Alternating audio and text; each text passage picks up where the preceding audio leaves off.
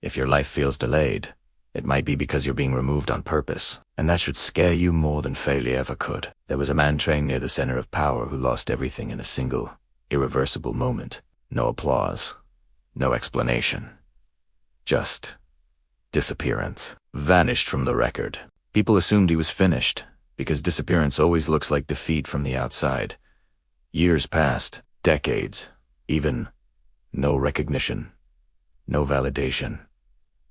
Just silence and distance. Most people shrink in that kind of isolation. They forget who they were, just to survive who they became. They trade their original identity for a smaller, safer version. But isolation rewires certain minds. It doesn't just test you, it strips you down to the studs. It removes all the noise. It starves the ego. It forces a brutal level of precision because there are no second chances when you're alone. And when this man finally returned, he didn't argue. He didn't negotiate. He spoke once, and entire systems moved. The very same structures that had erased him, that had built their stability on his absence, now reacted to his words.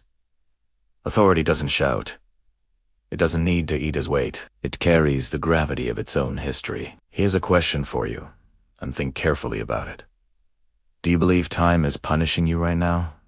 Or is it positioning you? Leave a comment and let me know your answer. If you're in that invisible phase of your life, this isn't meant to be comfort. It's a warning, because when you return, you don't ask for permission. You don't need to. Now, let's talk about another kind of disappearance. Not from a place, but from a social ladder. Stop scrolling for a second. This next story explains why the person you ignore today is the one who embarrasses you tomorrow. And if you think this doesn't apply to you, that's already the first mistake you're making. There was someone everyone measured wrong. Not because he lied or exaggerated, but because he didn't advertise himself.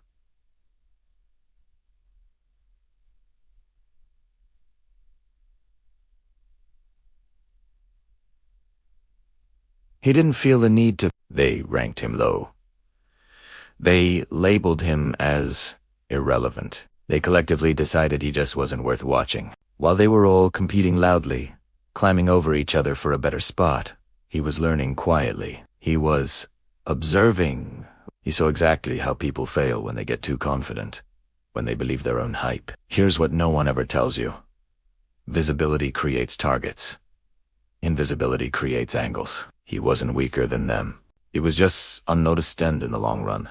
That's far more dangerous. Every joke made at his expense was a data point. Every insult, every dismissal was just more confirmation of his theory. Quick question, and be honest with yourself. Who have you already dismissed without really looking? Who have you written off? Think about it, and if you're brave enough, comment their initial. When the moment finally arrived, it wasn't fair. It wasn't heroic. It was final. The loud ones, the ones who always had something to say, they froze. The confident ones, the ones who thought they had it all figured out, hesitated. And in that one moment of hesitation, everything was decided. You don't lose to the strongest opponent. You lose to the one you ignored.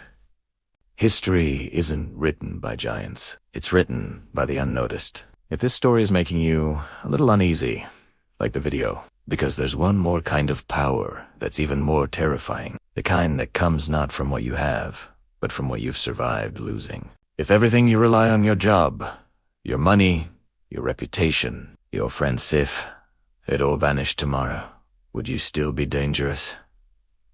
Most people wouldn't. They'd crumble. And that's exactly why they are so predictable. There was a man who lost everything that gave him his identity. Status, gone. Security, gone. The respect of his community, gone.